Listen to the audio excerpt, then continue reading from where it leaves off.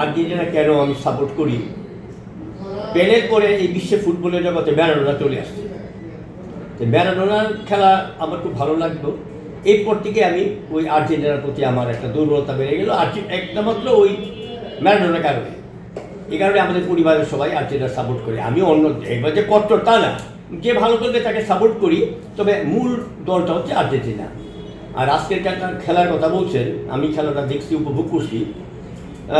Argentina কিন্তু pass করে বেশি, তারা গোল মারে কম, বল নিজস্ব কায়দায় না আসা পর্যন্ত তার গোল পোস্টে বল মারতে চায় না। আমার মাঝে মাঝে মনে হয় হঠাৎ আকস্মিকভাবে যদি বল মারে গোল হইতে পারতো। যাই হোক, প্রথমার্ধে মেসি উঠে নাই, অনেকেরই মন খারাপ হয়েছিল। তো প্রথমার্ধে 2টা গোল হলো, পরবর্তী পর্যায়ে একটি গোল তারা শোধ করে দিল। এই সময় কিন্তু মেসি মাঠে উঠে গেছে।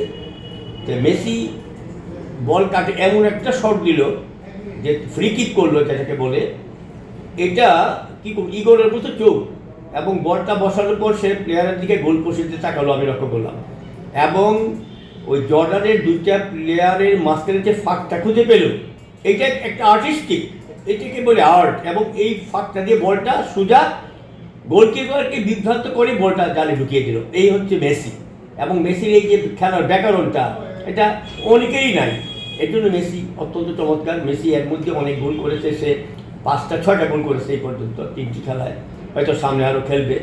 এর জন্যে আমি মনে করি মেসি বিনা আর্জেন্টিনা হয় না, সামনে কী হবে জানি না। এইটুকুই আমার বক্তব্য। অত্যন্ত চমৎকার খেলছে মেসি। ধন্যবাদ। অনেকের ধারণা তো ছিল যে মেসি ছাড়া গোল দেওয়া সম্ভব না, তাইলে আজকে তো মেসি ওঠার আগেই 2টা হয়ে গেছে, এটা কি বলবেন? এই ধারণা যারা বলে যে মেসি কেন্দ্রিক আর্জেন্টিনা, এটা ভুল। আজকে তো তার প্রমাণ হয়ে গেল। এবং একটা ব্র্যান্ড থাকে, কোনো জিনিসের যে এই জিনিসটা ভালো, এই জিনিসটা ভালো, মনে করে যে মেসি, ম্যারাডোনা, কিন্তু তারা যখন থাকবে না, আর্জেন্টিনা ফুটবল খেলবে না, নতুন আরেকজন বের হবে। যেমন আজকে দুজন গোল করলো, এরা যখন অনুপ্রাণিত হইলো, সামনে খেলে এরা আরও ভালো করবে। সুতরাং এটা ঠিক না যে মেসি কেন্দ্রিক আর্জেন্টিনা বা রোনাল্ডো কেন্দ্রিক পর্তুগাল, এইগুলি, নেইমার হইল ব্রাজিল, এইগুলি না। সবটুকুই সবাই কম বেশি ভালো করে। তো খেলা 11 জনের খেলা, কেউ বেশি খেলে কেউ ভালো করে। যদি মেসিকে বল না দেয় তো মেসিকে গোল করতে পারবে? এই জিনিসটা ভুল। সবাই খেলবে।